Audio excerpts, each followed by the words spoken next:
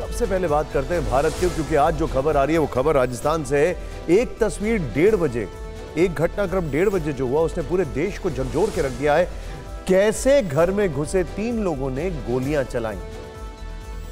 राष्ट्रीय राजपूत करणी सेना के जो अध्यक्ष हैं उनके ऊपर गोलियां चलाई गई। उसके बाद जिस व्यक्ति ने जिम्मेदारी लेकर सोशल मीडिया पे पोस्ट डाला था, ऐसी खबर आ रही है कि उसने सोशल मीडिया से अपना पोस्ट हटा लिया।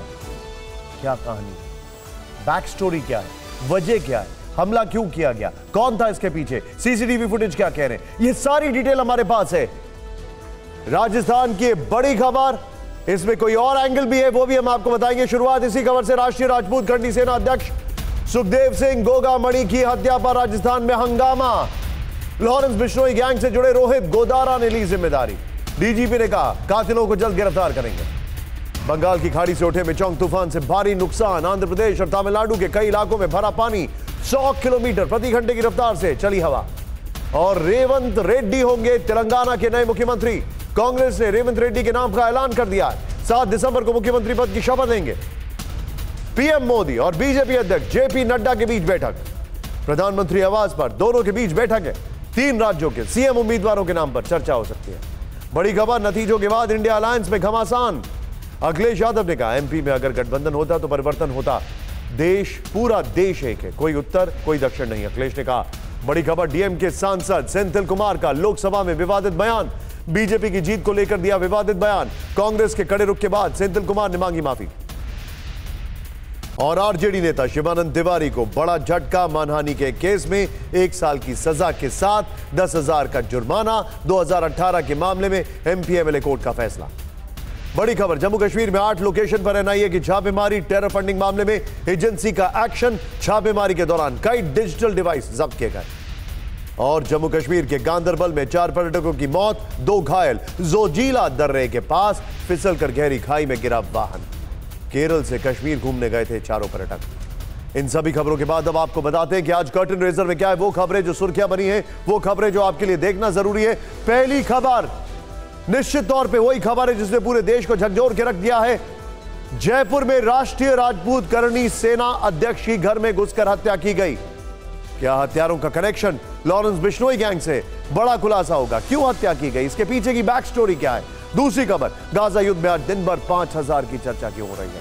हमास के संपूर्ण विनाश वाला यह दावा जरूर देखिएगा। कल की रात सिर्फ और सिर्फ रक्त रंजित रात थी। तीसरी खबर, हमास लीडर अब्दुल्ला की मौत से सिनवार क्यों डरा है। क्या इजराइल ने ऑपरेशन म्यूनिख शुरू कर दिया, बहुत बड़ी खबर है। चौथी खबर, 26/11 के आतंकी साजिश। मीर को पाकिस्तान में जहर किसने दिया, भारत के दुश्मनों को कौन चुन चुन कर मार रहा है। और 5वीं खबर, सीएम बनना सब चाहते हैं, कहता कोई नहीं है। राजस्थान और एमपी में हाँ ना वाली ये पॉलिटिक्स जरूर देखनी चाहिए। लेकिन पहली बड़ी खबर जिसने आज सबको झकझोर के रख दिया है, वो है एक ऐसी तस्वीर जिसने सबको हिला दिया। ये देखिए, कुछ हत्यारे आते हैं, गोली मारते हैं पॉइंट ब्लैंक रेंज पर, और जब ये गोली चलाते हैं तो उसके बाद जो होता है, यकीन मानिए, करीब 15 गोलियां कुछ सेकंड के अंदर। शासन प्रशासन सन्न है। राष्ट्रीय राजपूत करणी सेना के अध्यक्ष सुखदेव सिंह गोगामणि की जयपुर में गोली मारकर हत्या कर दी गई। हत्यारे कौन थे, हत्या की जिम्मेदारी किसने ली, सुखदेव सिंह टारगेट पर क्यों थे। इसके बाद राज्य में हंगामे का दौर कैसे शुरू हुआ, इस सनसनीखेज वारदात से जुड़ी हर जानकारी हम तक पहुंचाई, हम आप तक पहुंचाएंगे। उससे पहले कत्ल से जुड़ा 20 सेकंड का यह वीडियो, इसमें कल का सबसे बड़ा सच बताऊंगा।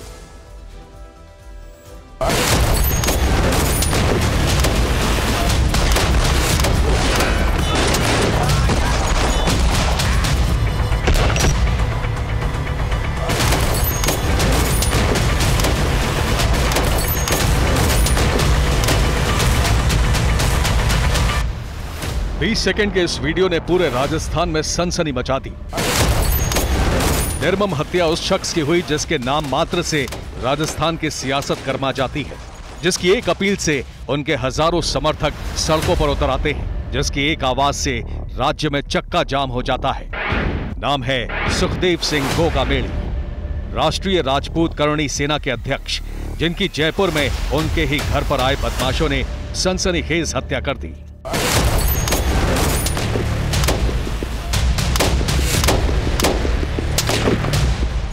सीसीटीवी में नजर आया कि ड्राइंग रूम में कुल 5 लोग थे, 4 लोग अलग अलग सोफे पर बैठे थे। सामने की तरफ एक व्यक्ति खड़ा हुआ था। नीली जीन्स वाला ये 5वां व्यक्ति अपना मोबाइल देख रहा था। सोफे पर बैठे सुखदेव सिंह गोगामेड़ी भी अपना फोन देख रहे थे। तीसरे व्यक्ति ने इस बीच जैसे ही टेबल पर रखी पानी की बोतल उठाई, पहला हत्यारा अचानक उठा और उसने सुखदेव सिंह पर पहली गोली चला दी। अगले ही पल उसने बगल में बैठे दूसरे व्यक्ति पर भी फायरिंग की। तीसरी गोली उस नीली जीन्स वाले 5वें व्यक्ति पर चलाई, वो वहीं गिर गया। फिर चौथी गोली फिर से सुखदेव सिंह को मारी। इस हत्यारे का दूसरा साथी भी इसी बीच सोफे से उठा। उसने काली जैकेट पहन रखी है। उसने सुखदेव पर 5वीं गोली चलाई।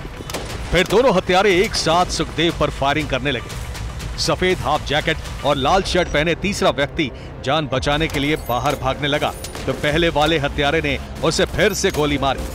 दूसरा हत्यारा बाहर की तरफ गोलियां चलाता कैमरे में रिकॉर्ड हुआ। इस बीच पहले हत्यारे ने पिस्टल लोड की और फिर से तीसरे व्यक्ति को गोली मारी। तीसरा घायल व्यक्ति जैसे तैसे बाहर भाग गया। इसके बाद पहला हत्यारा फिर से लौटा और सुखदेव को बेहद करीब से आखिरी गोली मारी, जैसे वो ये सुनिश्चित करना चाहता था कि राष्ट्रीय राजपूत करणी सेना के अध्यक्ष की मौत हुई या नहीं। ध्वज आर्या, जयपुर, TV9 भारतवर्ष। हमने आपको अभी राष्ट्रीय राजपूत करणी सेना के अध्यक्ष के घर के अंदर की खौफनाक वारदात दिखाई है। अब 28 सेकंड का वो दूसरा वीडियो भी दिखाते हैं जो घर के ठीक बाहर का है। कातिल जब वारदात को अंजाम देकर बाहर निकले तब कैसे हलचल मची, ये तस्वीरें देखिए अब आप जरा किस तरीके से। यहां पर इंटरेस्टिंग बात क्या है जो सबसे गौर करने वाली है, जब ये बाहर निकले इन्होंने एक गाड़ी को लूटने की कोशिश की, ड्राइवर गाड़ी लेकर भाग गया। फिर इन्होंने स्कूटी एक ली, स्कूटी वाले ड्राइवर को हटाया और उसके बाद स्कूटी लेकर भाग गए। ये रिपोर्ट देखिए।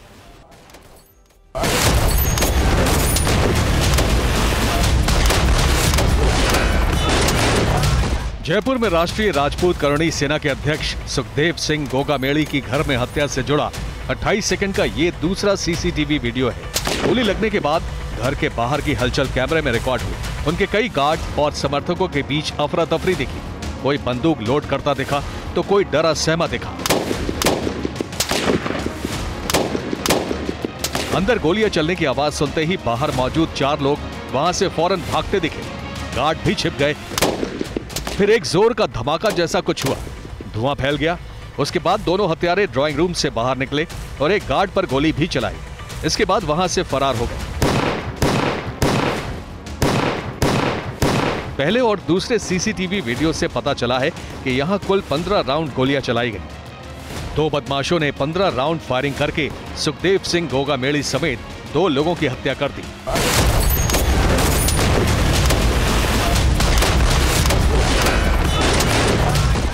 लेकिन बदमाश जब घर से भागे तब आगे क्या हुआ, ये तीसरा सीसीटीवी वीडियो भी सामने आया है। दोनों बदमाश भागते हुए मुख्य सड़क पर पहुंचे। यहां उन्होंने पहले एक कार वाले को पिस्टल दिखाकर रोकने की कोशिश की, लेकिन वो नहीं रुका। इसके बाद दोनों ने एक स्कूटी सवार के पैर में गोली मारी और उसकी स्कूटी लेकर वहां से 9-2-11 हो गए। ध्वज आर्या, जयपुर, TV9 भारतवर्ष। जयपुर में जिस सुखदेव सिंह गोगामणि की हत्या हुई वो कौन है, अब ये जरा समझने वाली बात है। सुखदेव सिंह गोगामणि ने करणी सेना के में विवाद के बाद अपनी राष्ट्रीय राजपूत करणी सेना बनाई। 2017 में फिल्म पद्मावत विवाद के दौरान फिल्म मेकर संजय लीला भंसाली को थप्पड़ मारकर सुर्खियों में आए। गैंगस्टर आनंद पाल एनकाउंटर केस के बाद राजस्थान में हुए प्रदर्शन से चर्चा में आए। फिर 2013 में भादरा सीट से बीएसपी के टिकट पर विधानसभा चुनाव लड़ा। 2018 चुनाव में बीजेपी से टिकट मांगा, लेकिन पार्टी ने उनको उम्मीदवार नहीं बनाया। सुखदेव सिंह की पिछली कई वर्षों से लॉरेंस बिश्नोई गैंग के साथ झगड़े की खबरें आ रही थी। ये बहुत बड़ी खबर है जिस तरीके से पूरा घटनाक्रम हुआ है। इस हत्या की इनसाइड स्टोरी आपको बताते हैं। हत्यारे कैसे आए, किस व्यक्ति को बातचीत करने के लिए ढाल बनाया और कैसे दिन दहाड़े वारदात को अंजाम देकर फरार हो गए। जिस तरीके से वो लोग वहां पर बैठे हुए थे उससे साफ दिखाई दे रहा था कि वो परिचित है। ये रिपोर्ट है। घर के ड्राइंग रूम में सुखदेव सिंह की निर्मम हत्या करने के बाद जब दोनों हत्यारे बाहर की तरफ भागे तो यहां सड़क पर 2 स्कॉर्पियो गाड़ी खड़ी दिखी। पुलिस सूत्रों से पता चला कि इनमें से एक स्कॉर्पियो में सवार होकर हत्यारे सुखदेव सिंह से मिलने आए थे। ये आप देख सकते हैं हत्यारों की स्कॉर्पियो, जिस गाड़ी से हत्यारे यहाँ पर आए थे, इस पूरे हत्याकांड को अंजाम दिया गया। पुलिस की वैन अब इसे लेकर जा रही है, टॉर्चन करके इस गाड़ी को ले जाया जा रहा है। ये आप देख सकते हैं, ये गाड़ी, इसी गाड़ी में हत्यारे आए थे और इसी गाड़ी से जो है तीनों हत्यारे यहाँ पर आए थे और उसके बाद में हत्या को अंजाम दिया गया था। अब मर्डर का पहला सीसीटीवी फिर से दिखाते हैं, क्योंकि इसी में कई और सच भी छिपे हैं। यहाँ आपको पहले ही फ्रेम में सब कुछ सामान्य सा दिखेगा। इससे ये पता चलता है कि हत्यारे या तो सुखदेव के जानने वाले थे या फिर वो किसी जानने वाले के साथ आए थे। पुलिस सूत्रों से इस पर भी चौंकाने वाला खुलासा हुआ। ये जानने के लिए अब आप इस लाल शर्ट वाले व्यक्ति को फिर से देखिए, जो सुखदेव के बगल वाले सोफे पर बैठा है और पानी की बोतल उठाता है। इसका नाम है नवीन शेखावत। ये जयपुर में एक कपड़ा व्यापारी था। इसी के जरिए बदमाश सुखदेव तक पहुंचे और सबूत मिटाने के लिए नवीन शेखावत को भी गोली मार दी। सुखदेव सिंह के साथ उसकी भी मौत हो गई।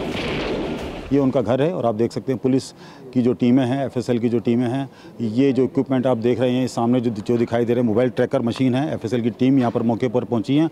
ये जो हॉल आप देख रहे हैं, यहीं पर इस पूरे हत्याकांड को अंजाम दिया गया। बदमाशों ने जिस तीसरे शख्स को घर में गोली मारी थी वो सुखदेव का गनमैन है, नाम नरेंद्र है। हत्यारों ने उसके पैर में गोली मारी थी, वो घायल है।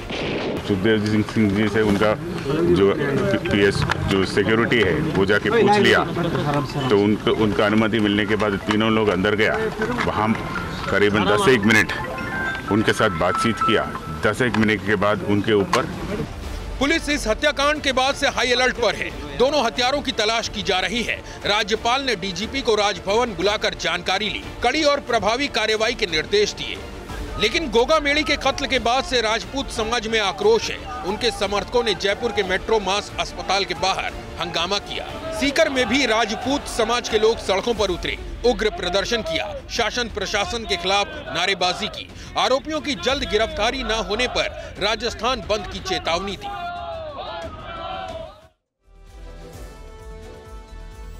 स्कॉर्पियो से जुड़ी नई जानकारियां ये हैं कि हत्यारों ने इसे किराए पर लिया था, लेकिन सवाल यह कि क्या सुखदेव सिंह की हत्या का लॉरेंस बिश्नोई गैंग से कोई कनेक्शन है? ये इसलिए क्योंकि राजस्थान के रोहित गोदारा गैंग ने डंके की चोट पर हत्या की जिम्मेदारी ली, एक पोस्ट लिखा, फिर पोस्ट हटा दिया।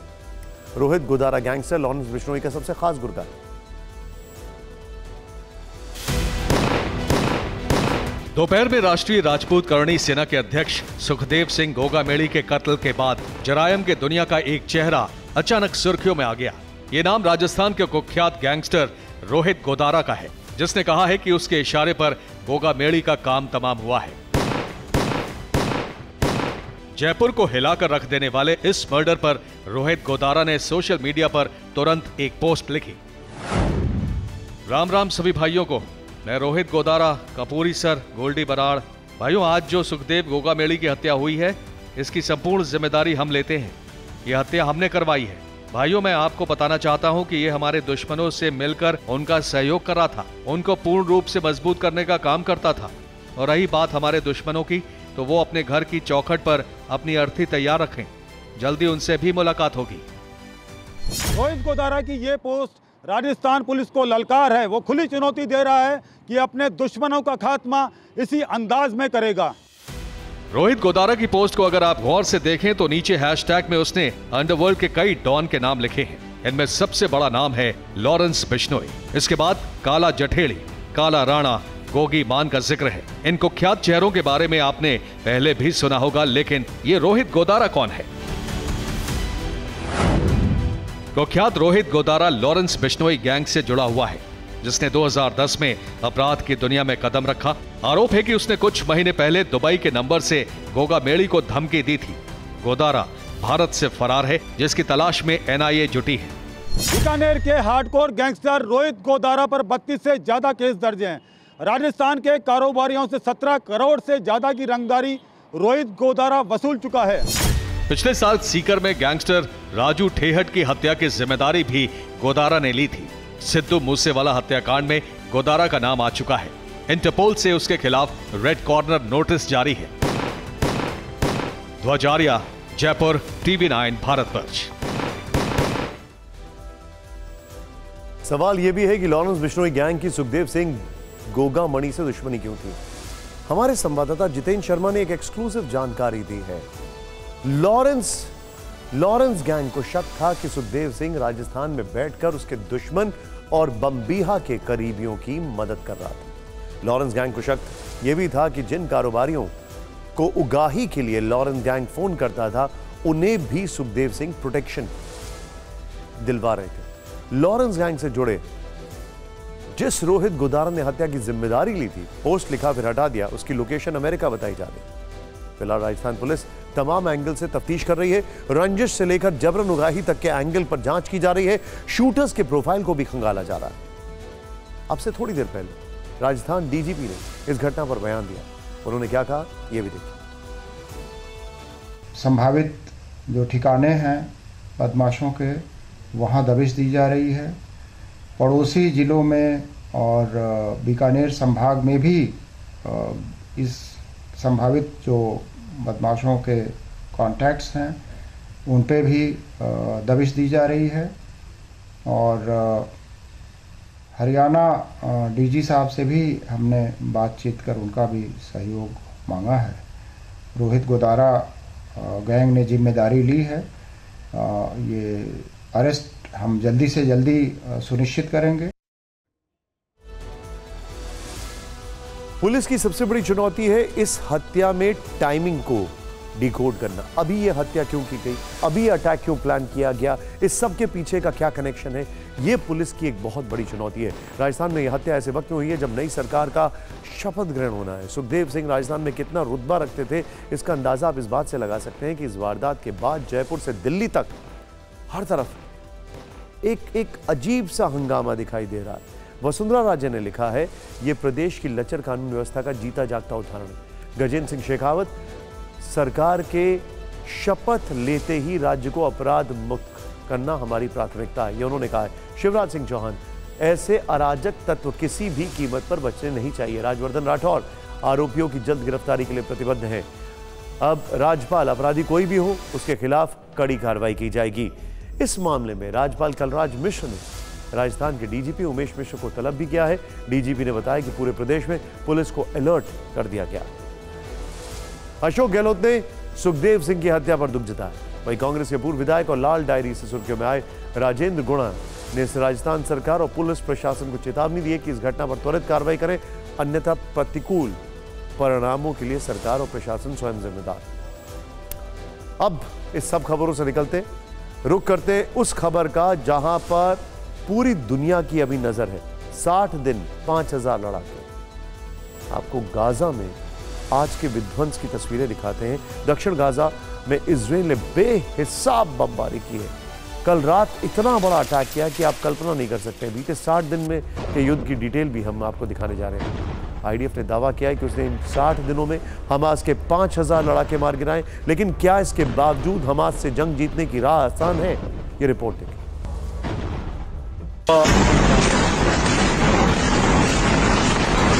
पिछले 3 दिन से गाजा पट्टी का दक्षिणी हिस्सा इजरायली बमबारी से दहल रहा है। गाजा के दूसरे सबसे बड़े शहर खान यूनिस में इजराइल बेहिसाब तबाही मचा रहा है। आईडीएफ का दावा है कि उसे खान यूनिस में हमास के बड़े लीडर्स के छिपे होने की पक्की जानकारी है। आईडीएफ का दावा है कि खान यूनिस से हमास इजराइल के खिलाफ युद्ध की चिंगारी भड़का रहा है। आईडीएफ जवाब में हमास को चुन चुन कर ठिकाने लगा रही है।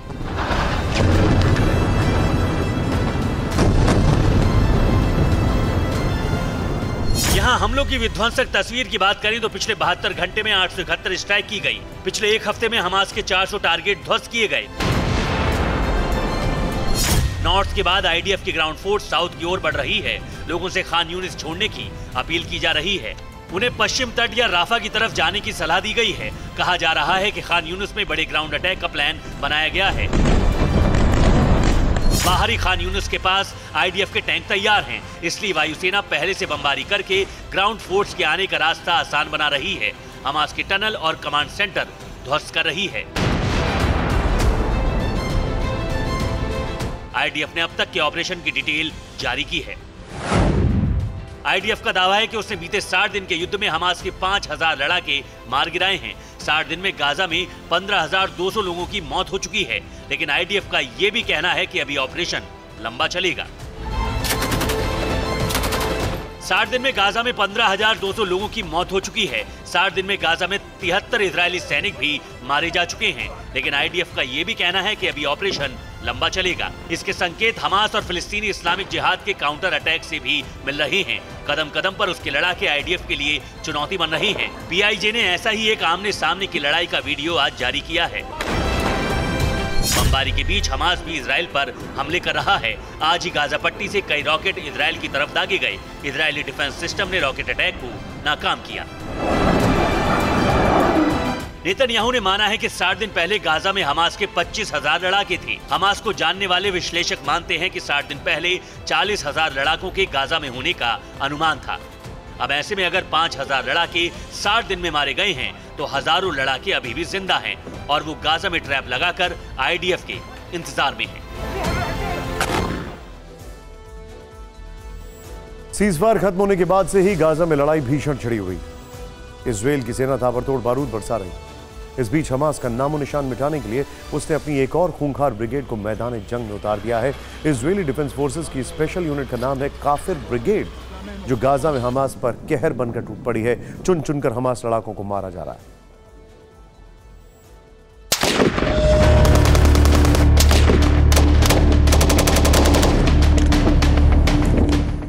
गाजा युद्ध में आईडीएफ की खतरनाक काफिर ब्रिगेड की एंट्री से हमास में खलबली मची है।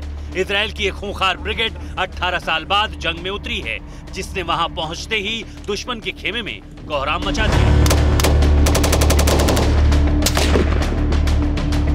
गाजा में तैनाती के फौरन बाद ही ये ब्रिगेड भीषण हमले करने लगी। आईडीएफ का दावा है कि गाजा में इस ब्रिगेड ने अब तक 30 से ज्यादा हमास की सुरंगें नष्ट कर दी, 100 से ज्यादा आर्टिलरी हमले किए। इसने कई हमास लड़ाकों को पकड़ा भी है।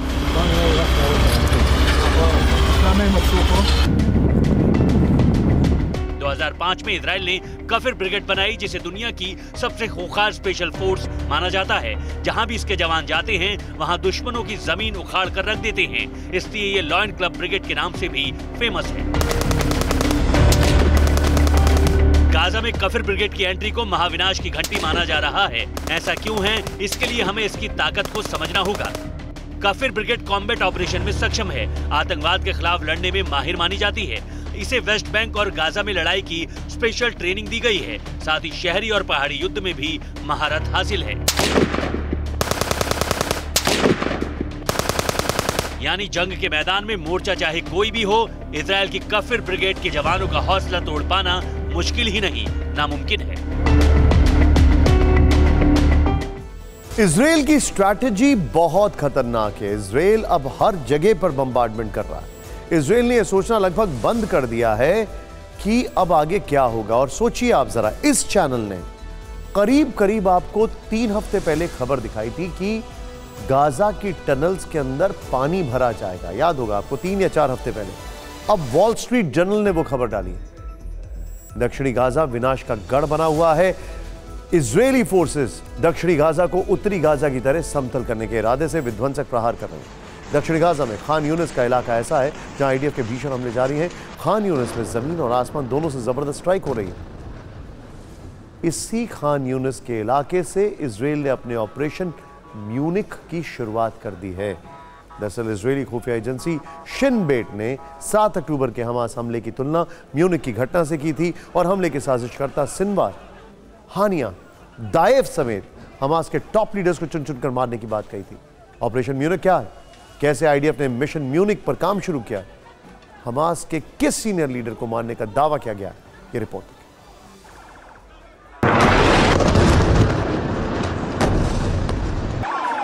दक्षिणी गाजा के खान यूनिस में बमबारी और धमाकों के शोर को एम्बुलेंस की आवाज ने चीर दिया। एक एम्बुलेंस खान यूनिस के अल नस्र अस्पताल की तरफ तेजी से बढ़ती दिखाई दी। अस्पताल के बाहर भारी भीड़ जमा थी। किसी को मालूम नहीं था कि एम्बुलेंस में किसे अस्पताल लाया गया है। जैसे ही एम्बुलेंस अस्पताल के गेट के सामने रुकी, वहां मौजूद लोगों ने मोबाइल में तस्वीरें कैद करना शुरू कर दिया। एम्बुलेंस के साथ आए लोग धड़क उठे और लोगों के साथ मारपीट करनी शुरू कर दी। अस्पताल के बाहर फायरिंग की भी खबरें। इसके बाद एम्बुलेंस से लोगों को अस्पताल में अंदर ले जाया जाने लगा।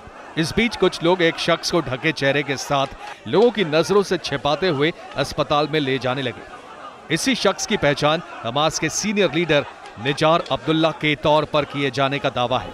अब्दुल्ला हमास के टॉप लीडर्स में शामिल था। उसे कई बार हानिया और सिनवार के साथ देखा गया। स्थानीय मीडिया के मुताबिक आईडीएफ ने खान यूनिस में हमास के एक ठिकाने पर हमला किया, जिसमें अब्दुल्ला बुरी तरह घायल हो गया। बाद में उसे हमास के लड़ाके अस्पताल लाए, जहां इलाज के दौरान उसकी मौत का दावा किया जा रहा है। अब सवाल यह है कि क्या निजार अब्दुल्ला को मारकर आईडीएफ ने ऑपरेशन म्यूनिख का आगाज कर दिया है, क्योंकि इजरायली खुफिया एजेंसी के चीफ रोनेन बार ने कहा था कि कैबिनेट ने हमारे लिए हमास के खात्मे का टारगेट सेट किया है, हमने इसे पूरा करने का प्रण लिया है, यह हमारा म्यूनिख है। रोनेन बार ने जिस म्यूनिख की घटना का जिक्र किया था वो आज से 51 साल पहले हुई थी, जिसने उस वक्त पूरी दुनिया में सनसनी मचा दी थी। 1972 के म्यूनिख ओलंपिक में 11 इजरायली खिलाड़ी मारे गए थे, जिसके बाद इजराइल फिलिस्तीनी गुनहगारों को ठिकाने लगाने के मिशन में जुट गया था। यह ऑपरेशन करीब 20 साल तक चला और वहां की एजेंसी ने एक एक को चुन चुन कर मारा। शिन बेट चीफ का बयान और अब्दुल्ला की मौत को जोड़कर दावा किया जा रहा है कि मोसाद शिन बेट का ऑपरेशन म्यूनिख एक्टिव हो चुका है। निजार अब्दुल्ला की मौत के दावे के बीच बीते 72 घंटों में खान यूनिस में 871 स्ट्राइक की गई। पिछले एक हफ्ते में यहां 400 टारगेट आईडीएफ ने ध्वस्त किए हैं। यहां हमास के कई और नेताओं के छिपे होने की आशंका है। विदेशी मीडिया में लगातार रिपोर्ट्स हैं कि इजराइल अपने खुफिया मिशन में जुट गया है। हमास के बड़े कमांडर्स की तलाश शुरू हो चुकी है। मोसाद और शिन बेट के लिए इसके लिए स्पेशल ऑपरेशन सेंटर बनाया है, जो 7 अक्टूबर में शामिल ऐसे कमांडरों का पता लगाकर उसकी हत्या करेगा। इस मिशन के लिए बनी स्पेशल टीम को नीली नाम दिया गया है। आपको वो नाम भी बताते हैं जो इस टीम के टारगेट पर हैं। पहला नाम इस्माइल हानिया पहला नाम। दूसरा, खबर है कि वो आजकल कतर में रह रहा है। दूसरा टारगेट है खालिद मशाल। ये तस्वीर जो आपको यहां पर दिखाई दे रही है, कहा जा रहा है कि उसने अपना ठिकाना बेरूत में बना लिया। 7 अक्टूबर का मास्टरमाइंड याह्या सिनवार दक्षिण गाजा में छिपा हुआ है। मोहम्मद दाइफ वो चेहरा जो इस वक्त इजराइल का दुश्मन नंबर 1 है। हालांकि वो अभी कहां है, जिंदा है, मर चुका है, ये मोसाद को नहीं पता। मारवान ईसा, इसकी खोजबीन भी तेज कर दी गई है। मोसाद मानता है कि ईसा गाजा को छोड़कर और कहीं रह रहा है। इस सब के बीच में इजराइल ने अपने एक दुश्मन को मारने का दावा किया है। दूसरी तरफ भारत का एक मोस्ट वांटेड दुश्मन, ग्लोबल टेररिस्ट, जिसकी सुरक्षा एजेंसियों को लंबे वक्त से तलाश थी, वो अपनी मौत के करीब पहुंच गया। ये दुश्मन है आतंकी साजिद मीर, जो 26/11 के मुंबई हमले का साजिश करता है। दावा है कि साजिद मीर पाकिस्तान के एक अस्पताल में वेंटिलेटर पर जिंदगी और मौत के बीच झूल रहा है। लश्कर तैयबा के वांटेड आतंकी साजिद मीर को जेल में जहर दिए जाने की चर्चा है। जहर किसने दिया, ये तो अब तक साफ नहीं है, लेकिन इस वारदात के बाद पाकिस्तान में बैठे आतंकियों को अपनी जान का डर जरूर सताने लगा है, क्योंकि हाल ही में एक के बाद एक हिंदुस्तान के कई मोस्ट वांटेड दुश्मनों की संदिग्ध हालत में मौत हो चुकी है। ये मौत कैसे हो रही है, ये एक मिस्ट्री बनी हुई है।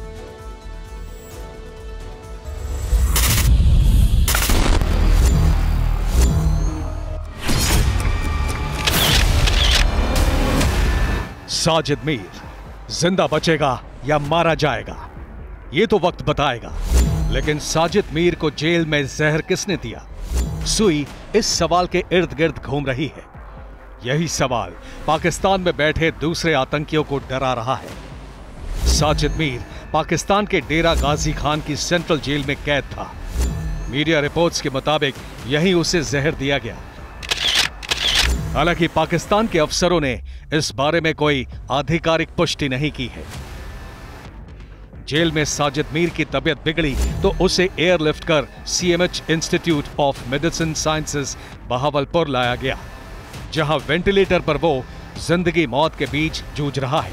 हाँ, अभी आपके नंबर पर इंडियन अथॉरिटीज फोन करेंगे कि क्या चाहते हो आप लोग।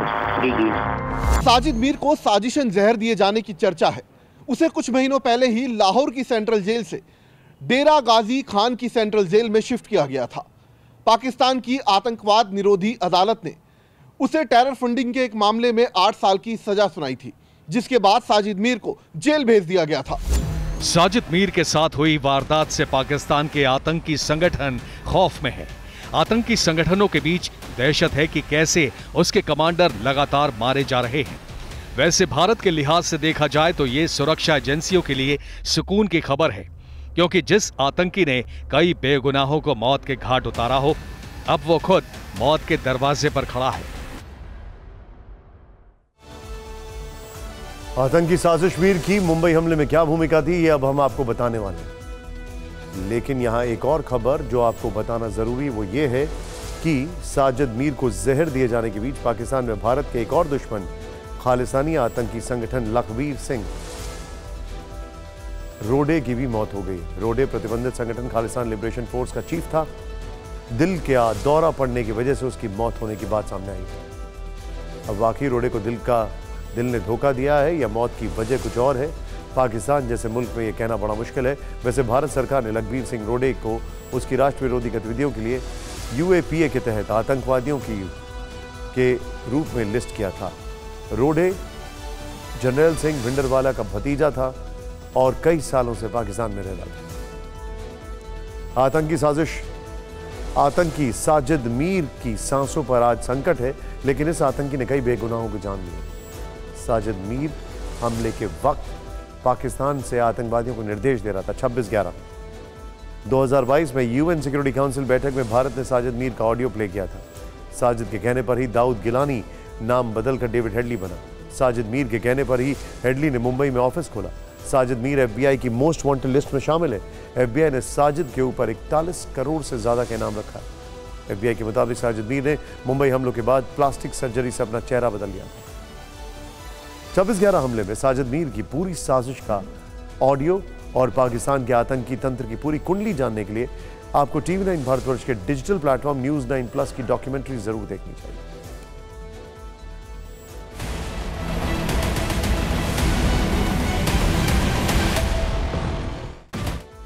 वैसे 24 महीनों के भीतर पाकिस्तान में 12 से ज्यादा आतंकी मारे गए।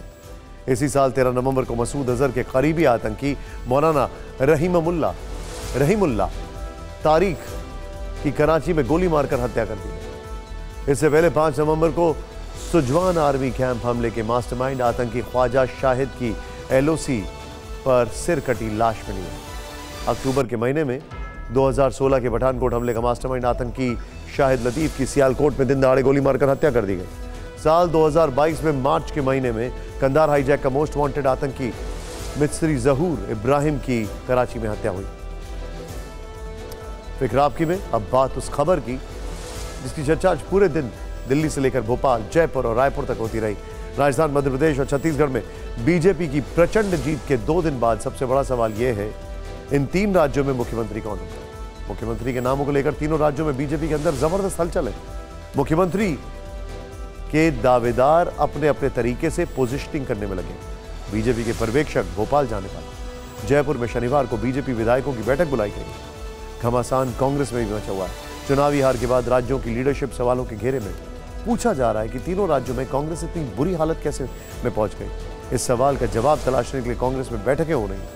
आज जयपुर में कांग्रेस नेताओं ने बैठक की। ऐसी ही बैठक मध्य प्रदेश कांग्रेस के नेताओं की भोपाल में की हुई। कांग्रेस की मीटिंग्स में क्या हुआ आपको बताएंगे, लेकिन पहले उस बड़े सवाल की तरफ चलते हैं जिसका जवाब मध्य प्रदेश में बीजेपी के नेता, कार्यकर्ता और वोटर्स जानना चाहते हैं। सवाल यह कि मध्य प्रदेश का मुख्यमंत्री कौन बनेगा। इस वक्त मध्य प्रदेश में CM पोस्ट के सबसे बड़े दावेदार 3 चेहरे। पहला चेहरा शिवराज सिंह चौहान, दूसरा चेहरा प्रहलाद सिंह पटेल और तीसरा चेहरा कैलाश विजयवर्गीय। इनमें मुख्यमंत्री के सबसे प्रबल दावेदार मौजूदा मुख्यमंत्री शिवराज सिंह चौहान है। उनका सरकार चलाने का लंबा अनुभव है और वो मध्य प्रदेश में लोकप्रिय भी। मुख्यमंत्री पद के दूसरे दावेदार प्रहलाद सिंह पटेल हैं। वो OBC लोध जाति से आते हैं जिनके MP में अच्छी खासी आबादी है। प्रहलाद पटेल को लंबा राजनीतिक और प्रशासनिक अनुभव है। CM की रेस में तीसरा नाम है कैलाश विजयवर्गीय का। वो राज्य में कई अहम मंत्रालय संभाल चुके हैं, यानी उनके पास काफी अनुभव है। विजयवर्गीय के पास पार्टी संगठन में काम करने का लंबा अनुभव भी। जिस वक्त मध्य प्रदेश का मुख्यमंत्री कौन होगा, इस सवाल को लेकर चर्चाओं का दौर चल रहा था। मुख्यमंत्री के सबसे बड़े दावेदार शिवराज सिंह चौहान एक बयान देकर खुद रेस से अलग हो जाते हैं। क्या ऐसा कहा जाए? हालांकि उनके इस बयान में कितनी ना और कितनी हाँ है, ये समझने वाली बात है, क्योंकि इस वक्त मध्य प्रदेश में अगर कोई नेता सबसे ज्यादा एक्टिव है तो वो शिवराज सिंह चौहान है। ये रिपोर्ट देखिए।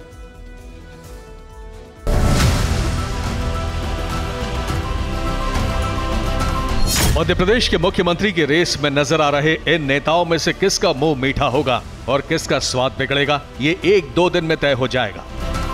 लेकिन शिवराज सिंह चौहान लगातार अलग अलग व्यंजनों का लुत्फ ले रहे हैं। आज शिवराज लाडली बहना योजना के लाभार्थियों के बीच पहुंचे और भोजन किया। इस दौरान शिवराज छोटे छोटे बच्चों को गोद में दुलारते रहे, उन्हें अपने हाथों से खाना खिलाया। इस कार्यक्रम के बाद शिवराज ने एक ऐसा बयान दे दिया जिसने सस्पेंस बढ़ा दिया है। मैं पहले भी कभी नहीं रहा, आज भी नहीं हूं, बाद में भी नहीं रहूंगा। वैसे जब से चुनाव नतीजे आए हैं, शिवराज सुर्खियों में है। कल रात शिवराज पत्नी साधना सिंह और दोनों बेटे कार्तिकेय और कुणाल के साथ भोपाल के मनोहर डेयरी रेस्टोरेंट पहुंच गए। इस दौरान शिवराज एक बच्चे की बर्थडे पार्टी में शामिल हुए। शिवराज की पत्नी साधना सिंह ने बच्चे को केक खिलाकर जन्मदिन की बधाई दी।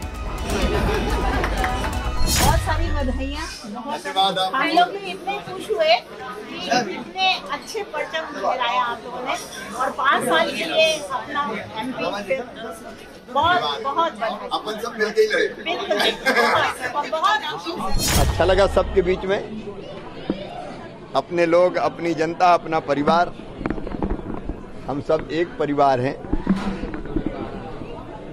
तो छोले भटूरे के आनंद के साथ साथ जनता से मिलने का आनंद भी मिला। इस बार विधानसभा चुनाव में शिवराज को चेहरा नहीं बनाया गया। कहा गया कि उन्हें साइड लाइन कर दिया गया है, लेकिन शिवराज लगातार प्रचार करते रहे, लोगों के बीच जाते रहे। ये सिलसिला उन्होंने चुनाव नतीजों के बाद भी नहीं छोड़ा है। नहीं जाऊंगा, कल मैं जा रहा हूं छिंदवाड़ा, जहां 7 विधानसभा की सीटें हम नहीं जीत पाए। मेरा एक ही संकल्प है, 29 की 29 सीटें भारतीय जनता पार्टी जीते मध्य प्रदेश में। शिवराज आम लोगों से मिलकर ये संदेश देने की कोशिश कर रहे हैं कि वो आम लोगों के नेता हैं। यही वो बात है जो मुख्यमंत्री की रेस में उनकी सबसे बड़ी ताकत है। मध्य प्रदेश के बाद बात करते हैं राजस्थान की। यहां भी सवाल वही है, मुख्यमंत्री कौन बनेगा, राजस्थान की कमान किसे मिलेगी, राजस्थान में सीएम कौन होगा, यह बीजेपी विधायक दल की बैठक के बाद फाइनल होगा। बीजेपी ने विधायकों को शनिवार को जयपुर बुलाया। शनिवार और रविवार को विधायक दल की बैठक होगी। बड़ा बयान बीजेपी प्रदेश प्रभारी अरुण सिंह ने दिया। उन्होंने कहा मुख्यमंत्री के नाम पर अंतिम मोहर संसदीय बोर्ड लगाएगा। लेकिन इस सब के बीच में वसुंधरा राजे प्रेशर पॉलिटिक्स के जरिए तीसरी बार सीएम बनने की कोशिश में लगी। वसुंधरा लगातार अपने समर्थकों से मिल रही हैं। कल से अब तक वो 40 विधायकों से मिल चुकी हैं। कल वसुंधरा राजे अपने बीजेपी के जीते 30 विधायकों से मिली। आज उनसे मिलने 10 और विधायक पहुंच गए। कल वसुंधरा राजे से मिलने वाले ज़्यादातर विधायकों से 15-15 मिनट का समय मिला था। आज मिलने वाले 10 विधायकों से वसुंधरा राजे ने 30-30 मिनट की मुलाकात की। वसुंधरा राजे से मिलने वाले विधायक उन्हें सीएम बनाने की मांग कर रहे हैं। लेकिन दिक्कत यह है कि राजस्थान में मुख्यमंत्री की दौड़ में इस वक्त 6 नेता हैं। पहला नाम तो वसुंधरा राजे खुद ही हैं। वसुंधरा राजे 2 बार मुख्यमंत्री रह चुकी हैं। यह उनकी बड़ी ताकत है। लेकिन इस बार चुनाव में उन्हें तवज्जो नहीं दी गई, ऐसा कहा जाता है। दूसरा नाम गजेंद्र सिंह शेखावत का है। गजेंद्र सिंह शेखावत केंद्र के मंत्री हैं। वो केंद्रीय नेतृत्व को पसंद बताए जाते हैं। मैन ऑन जॉब कहा जाता है। बहुत अच्छे से जो भी काम दिया जाता है उसको एग्जीक्यूट करते हैं। तीसरा नाम अर्जुन राम मेघवाल का है।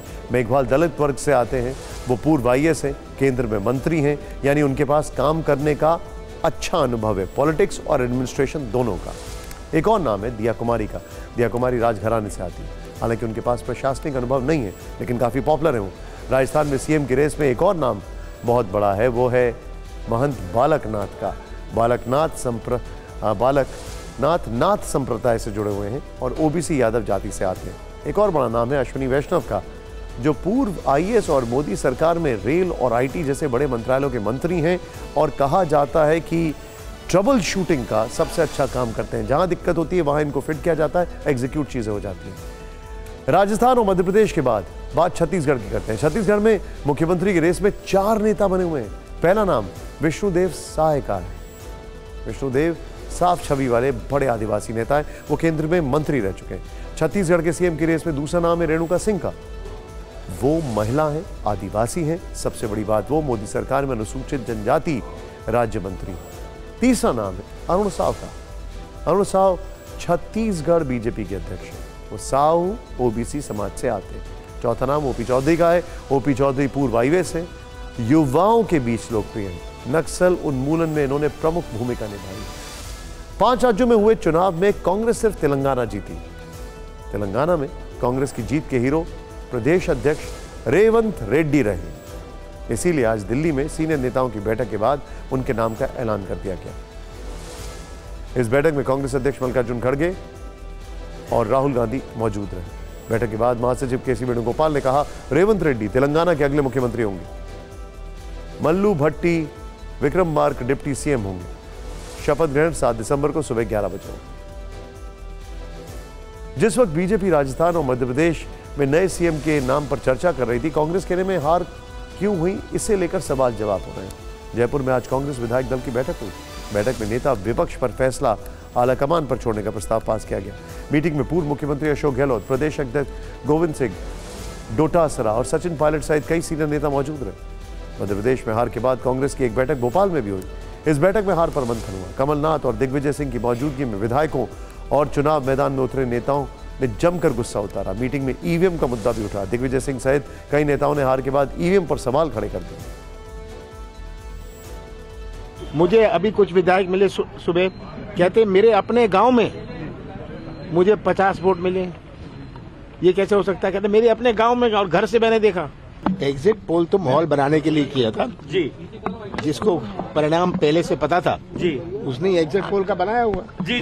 हमने एआईसी से अधिकृत किया है नेता प्रतिपक्ष का चुनाव करने के लिए, सर्वसम्मति से किया है। जो सर हार हुई है उसको लेकर कोई चर्चा हुई है? करेंगे, पार्टी के अंदर चर्चा करेंगे उसको। ठीक है, क्या कारण मान रहे सचिन पार्टी में चर्चा पार्टी के अंदर करेंगे।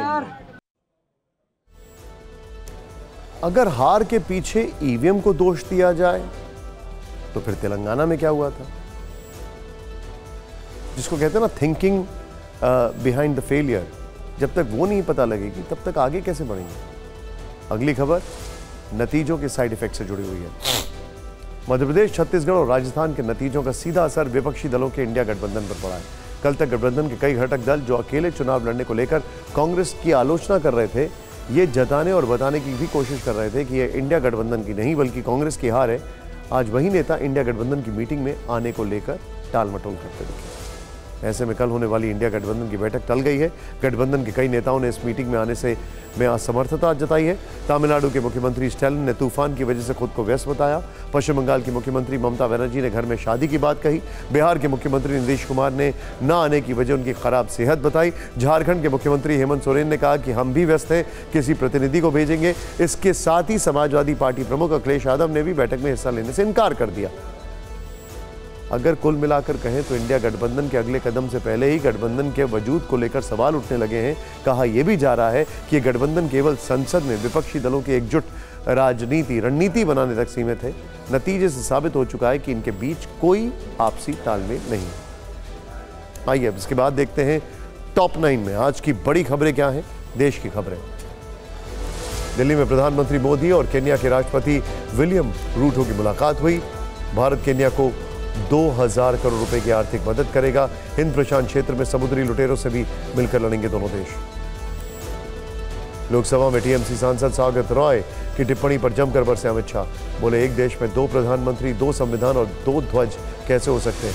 पहले जो चलता था वो गलत था। पीएम मोदी ने गलती ठीक कर दी। जवाहरलाल नेहरू यूनिवर्सिटी ने बदला अपना लोगो। आदर्श वाक्य तमसो मां ज्योतिर्गमय जोड़ा गया। अब लोगों को पेटेंट के लिए भी भेजा जाएगा। अयोध्या में मंदिर निर्माण स्थल के पास चरण पादुका स्थापित। राम भक्त दर्शन करने पहुंचे। मंदिर में रामलला की प्राण प्रतिष्ठा 22 जनवरी को। बिहार के वैशाली में जमीनी विवाद में हदें पार। 2 पक्षों में जमकर चले लाठी डंडे। ट्रैक्टर से 5 लोगों को रौंदा, हालत गंभीर।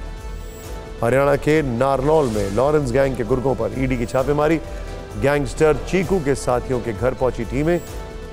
शराब खनन कारोबार में लॉरेंस का पार्टनर है। राजस्थान के बलोत्रा में 11वीं के छात्र ने कोचिंग सेंटर में किया सुसाइड। पिता ने कोचिंग संचालक और पीजी मालिक पर लगाया हत्या का आरोप। पाकिस्तान की जावेरिया खान शादी के लिए अटारी बॉर्डर से भारत पहुंची। कोलकाता के बिजनेसमैन के बेटे से 2 दिन बाद है निकाह। तेलंगाना में कांग्रेस को जीत दिलाने वाले रेवंत रेड्डी होंगे अगले मुख्यमंत्री। 7 दिसंबर को सुबह 11 बजे लेंगे शपथ।